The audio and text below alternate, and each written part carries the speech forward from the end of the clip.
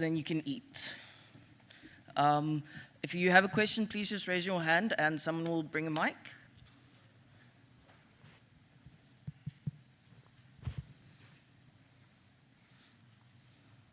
Any questions? Am I missing someone? Oh, sorry, over there.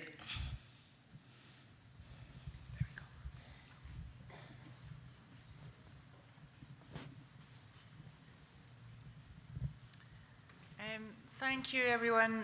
This is Nicola Holden from SRUC in the UK.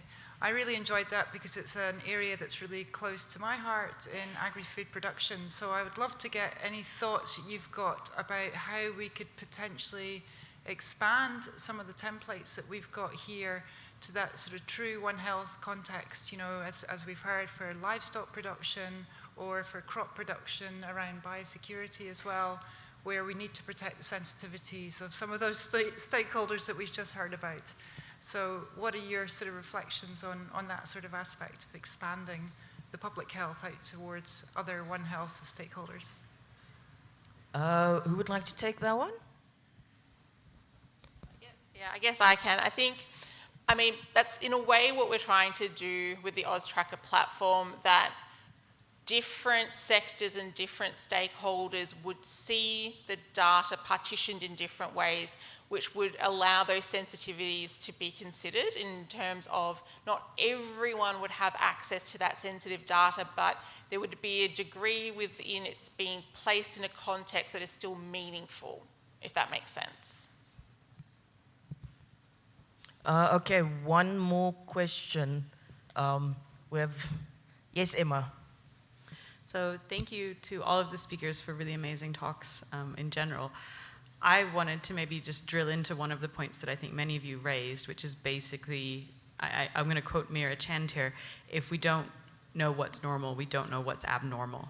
But I feel like even though so many of us know this and say this, it is very difficult to get policymakers to fund this or even support it, especially because though we talk a lot about One Health, in policy it's often still very siloed. You know, animal diseases are over there, human diseases are over here, and we just pretend like they might not ever interact. How can we convey this message better, and how can we get more support for the fact that we need better comprehensive surveillance? I know that's not an easy question.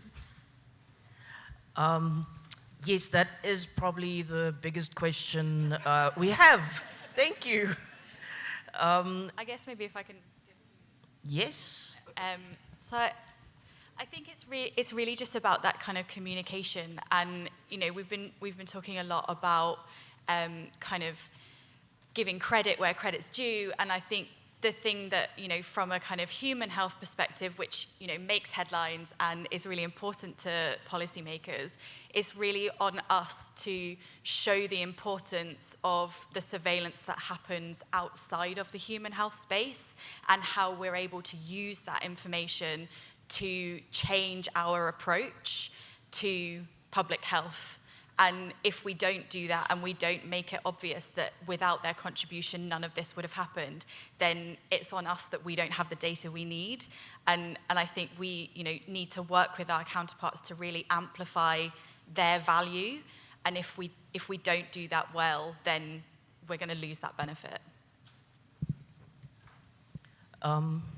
Idrissa. Thank you so much. I just would like to add one aspect that is important. But as we notice, most of the viruses of potential pandemic are from the animals.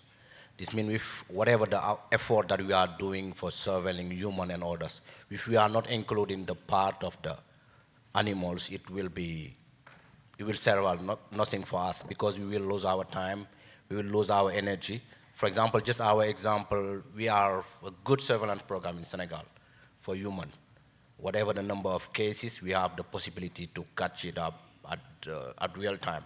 But if we ignore, for example, that beside the urban circulation of dengue, they have one part that is related to the salvific cycle, and then add a layer of complexity in our effort to mitigate this, we are wasting our time, and maybe the effort that we are doing will serve for nothing. And then we need to move towards the One Health approach and be able to survey at the same time the human, the animal, and integrate all this data for maybe forecasting or having a reliable effort to balance and countermeasures for these pathogens. Yes, thank you.